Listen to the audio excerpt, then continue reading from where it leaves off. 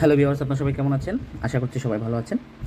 তো ভিউয়ার্স, আজকে আমরা প্রতিনিয়ত ভিডিও ছাড়ি, ফেসবুকে আপলোড করি, কিন্তু কত কষ্ট করে একটা ভিডিও বানাই, ছাড়ার পরে যদি ওটা ঝাপসা হয়, খোলা হয়, খুবই কষ্ট লাগে। আমার ক্যামেরা অবশ্যই ভালো না, আমার ভিডিওটা অত ভালো আসবে না, কিন্তু অনেক ভালো, অর্থাৎ এইচডি কোয়ালিটির ভিডিও ছাড়ার পরেও ফেসবুকে কেমন ঘোলা হয়ে যায়।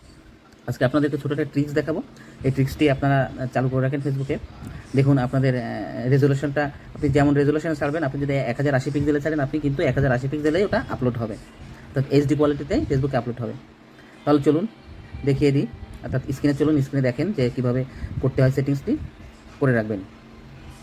সরাসরি চলে যাব মোবাইল স্ক্রিনে। আচ্ছা, এখন আমরা চলে যাব ক্রোম ব্রাউজারে গিয়ে এখানে আমরা লিখব facebook.com, FACE facebook.com লিখে আমি এন্টার করব। ওকে, এন্টার করার পর দেখুন আমার ডান পাশে, এই যে ডান পাশে একটি লোগো আছে, লোগোর পরে ক্লিক করব। ওকে, দেখুন সেটিংস অ্যান্ড প্রাইভেসি, আমি এই যে সেটিংস অ্যান্ড প্রাইভেসিতে ক্লিক করব। এরপরে ক্লিক করব সেটিংস, এই যে সেটিংসে ক্লিক করব। সেটিংসে ক্লিক করার পর একটু জুম করি, দেখুন এখানে মিডিয়া নামে একটি অপশন পাবো, মিডিয়াতে ক্লিক করব। তার আগে একটু বলে নিই, আপনারা ফেসবুক ওয়েবসাইটে আসার আগে আপনাদের অফিসিয়াল যে অ্যাপসটি সেটি কিন্তু আনইনস্টল করে নেবেন, তা নাহলে আপনাদের এখানে এই সেটিংসটা আসবে না, অটোমেটিক আপনাদের অ্যাপসে চলে যাবে। সেক্ষেত্রে আপনাদের এটা কিন্তু অবশ্যই আনইনস্টল করে নিতে হবে সাময়িকের জন্য, পরে আবার ইনস্টল করে নেবেন। ওকে, এখন মিডিয়াতে চলে যাব, মিডিয়াতে ক্লিক করব।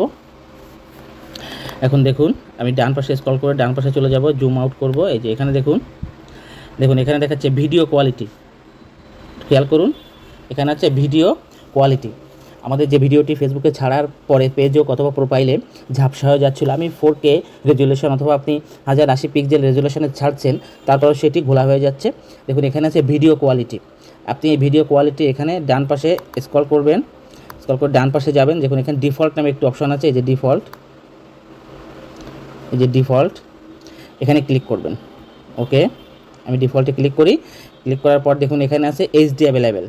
দেখুন আমারটা কিন্তু ডিফল্টে ছিল, অর্থাৎ নেট যখন আমার দুর্বল থাকতো তখন কিন্তু এটি ওর মতো অটোমেটিক্যালি, অর্থাৎ আপনি দেখা গেলো 1080 পিক্সেলে ভিডিওটি আপলোড করবেন, বাট আপনার নেটের দুর্বলতার কারণে ওটি কিন্তু আপনার কনভার্ট হয়ে ওটি দেখা গেলো আপনার 720 পিক্সেল অথবা 440 পিক্সেল, 420 পিক্সেল এরকম পিক্সেলে আপনার আপলোড হচ্ছে।